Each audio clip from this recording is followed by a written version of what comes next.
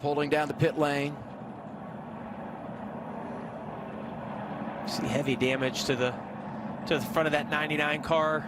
It all started with, we saw Bilicki get sideways down in turns 1 and 2, which is initially what we thought brought out this caution. That was far behind, way behind Kvapil those guys, yeah. And Retzloff.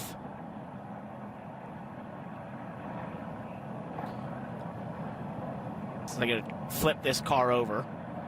Red flag is out. Procedure. 2 laps in. AMR safety team is there.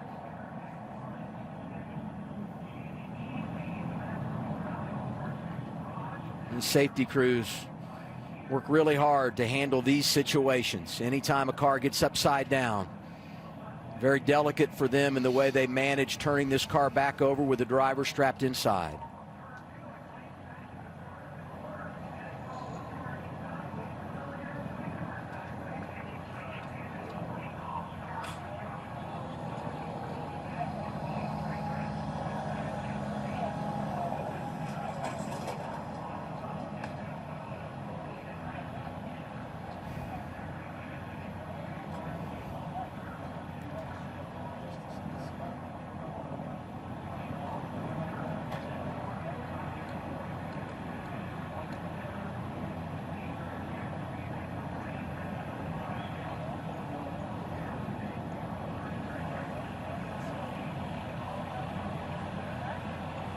Gosh, you got to think that car rolled numerous times as we got on that.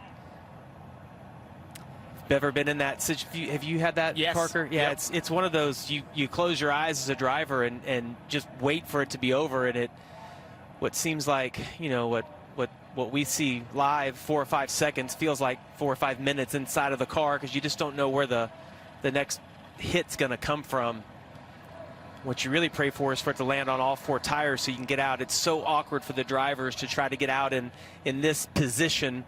It's tough anyway, you know, with all the gear on. And they won't want you to do that. If you know, when they get in there, they're going to make sure you're okay and then take this time to flip the car over, because it's incredibly difficult to get out, as you mentioned, in this position. If you drop away from the seat.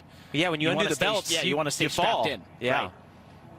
And while you obviously want to get the car reset as quickly as you can, because there's a driver inside, you want to be very delicate in how you manage that for the driver's safety. And, you know, these safety crews rehearse this so they are prepared for these very situations and to make sure that they are in a good spot to handle it the right way. Yeah, and the fear as a driver when this is going on too is fire. Like if this lands upside down, or smoke. And fortunately in this situation, we didn't see either of those, and that safety crews are all there in this moment.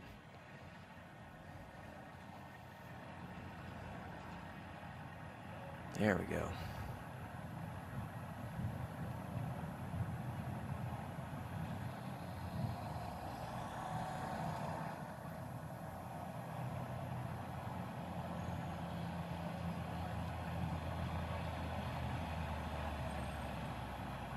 That's a 3,400-pound car you're trying to let down as easily and slowly as possible.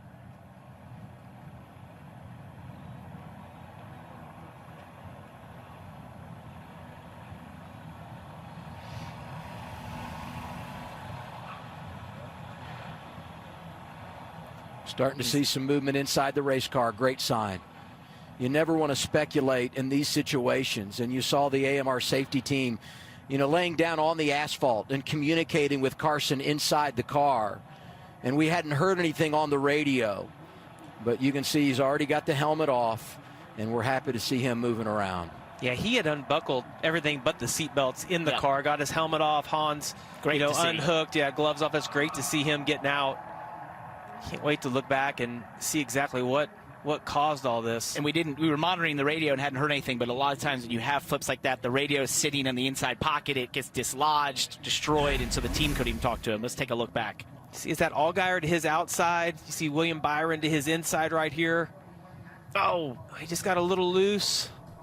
Oh, it's just the contact with the outside wall, and then Retzloff hit him in the rear, and you just don't see that very often at a track of this size, but get a little bit of air under the car, and then you're just along for the ride as those tires start to bite. That's what creates the roll. And you see all the flaps that deploy there to try and keep that car on the ground, but when he gets hit by Retzloff there at that angle, the air gets underneath and sort of isn't able to, the flaps are not able to help, right? Once that air gets underneath, that's a 3,400-pound car that just suddenly flips up, into the air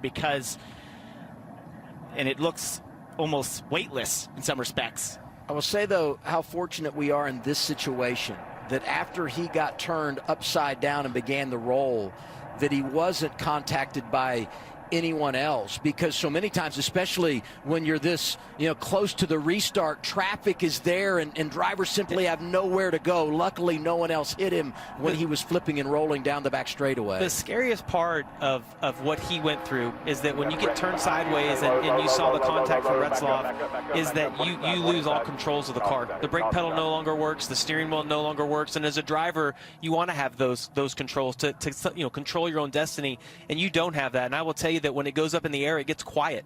And as I said, what took 4 or 5 seconds for us to watch live on TV feels like an eternity inside the car, and it's a scary feeling for fire, for smoke. Am I going to get trapped? Like what's going to happen? The car's full of fuel right now as well. We just started this race, so the fuel cell's packed, and you're helpless inside of the car. It's one of the scariest feelings you're going to have. And a lot of times in that moment, you're grabbing your belts and you're just getting as small as you possibly can and trying to just have all the hits happen and hope they're as soft as can be. And sometimes when you see those, there's his dad, Travis. How scary is that to watch your kid be out? Travis has been through it all, but to sit and watch that, I can tell you, I have a kid that races, and it just doesn't get any scarier than that.